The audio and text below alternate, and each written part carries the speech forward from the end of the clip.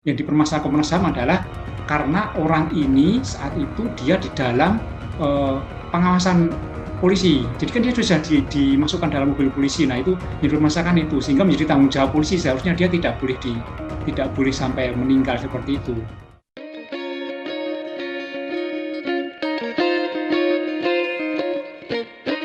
Halo Tagarians, para penonton Tagar TV dan juga pembaca Tagar ID, apa kabarnya? Senang sekali saya, Kori Olivia, bisa kembali menemani Anda di Tagar TV. Hari ini kita membahas tentang Bareskrim Polri yang menaikkan status 3 anggota Polda Metro Jaya sebagai tersangka dalam kasus dugaan unlawful killing atau pembunuhan di luar proses hukum dalam peristiwa penembakan Laskar FPI di Jalan Tol Cikampek kilometer 50. Tapi satu polisi itu meninggal akibat kecelakaan lalu lintas di awal Januari lalu, jadi tersisa 2 orang sebagai tersangka. Ketua Tim Kuasa Hukum Keluarga 6 Laskar FPI, Haryadi Nasution, meminta Polri transparan mengungkapkan nama-nama tersangka itu, bahkan pemimpin anggota polisi itu juga diminta untuk ikut diproses. Untuk membahas hal ini lebih lanjut, saya sudah bersama dengan pengamat intelijen Stanislaus Rianta. Halo Pak Stanis, apa kabar Pak? Kabar baik, Mbak. Pak Stanis, 3 polisi ditetapkan sebagai tersangka kasus dugaan unlawful killing dalam peristiwa penembakan Laskar FPI di Jalan Tol kilometer 50 ya. Nah, ini kan kuasa hukum Laskar FPI meminta nama-nama polisi tersebut diungkapkan ke publik. Ini permintaan yang wajar atau bertentangan dengan hukum, Pak?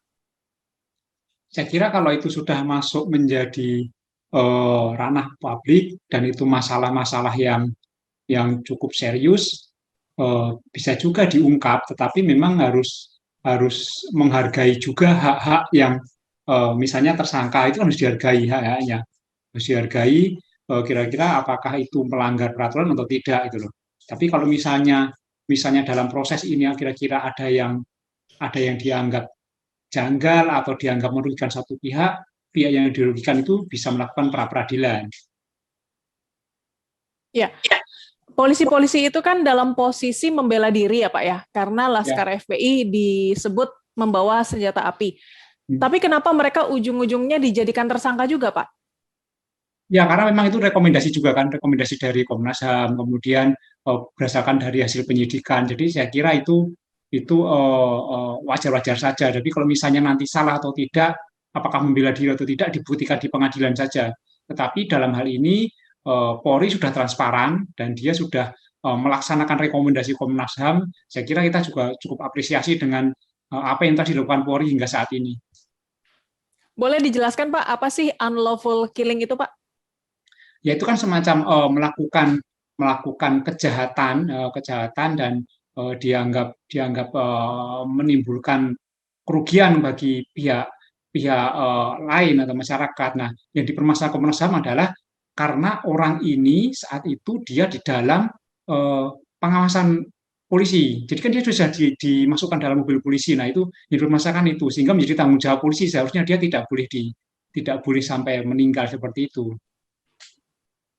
Kalau Anda secara pribadi bagaimana Pak memandang kasus ini? Polisi menjalankan tugas malah dijadikan tersangka dan kemungkinan akan dipenjara.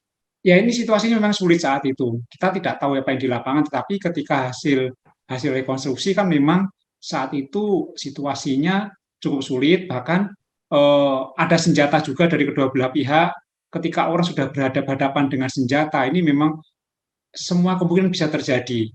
Dan ketika polisi mengamankan, kemudian versi polisi ada perlawanan di dalam mobil sehingga dilakukan tindakan tegas sampai menimbulkan korban jiwa. Saya kira ini memang situasi yang sulit.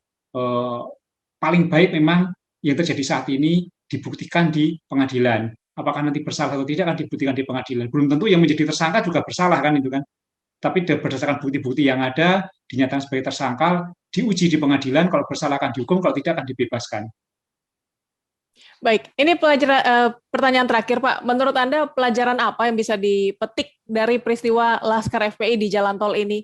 Dan pelajaran apa juga untuk personel kepolisian dan masyarakat? Ya, kita semua harus menghargai hukum. Semua orang menghargai hukum, termasuk penegak hukum. Dan saya kira SOP juga perlu diperbaiki, termasuk ketika SOP mengamankan seseorang yang dianggap bisa menimbulkan bahaya atau ancaman, termasuk SOP dalam pembuntutan, SOP dalam memeriksa orang itu saya kira perlu diperbaiki atau mungkin perlu ditaati lagi supaya tidak terjadi hal seperti ini. Dan ketika seseorang sudah mentaati SOP, sudah menjalankan hukum dengan baik, saya kira hukum akan ditegakkan dengan seadil-adilnya. Baik, Pak Stanis. Terima kasih Pak Stanis untuk waktunya. Sehat selalu, sukses selalu, Pak. Ya, terima kasih, Mbak. Tagarians, demikian perbincangan saya bersama pengamat intelijen Stanislaus Rianta. Subscribe YouTube channel Tagar TV dan klik loncengnya juga untuk mengikuti video menarik membahas topik terhangat hanya untuk Anda. Saya Cory Olivia, Tagar TV.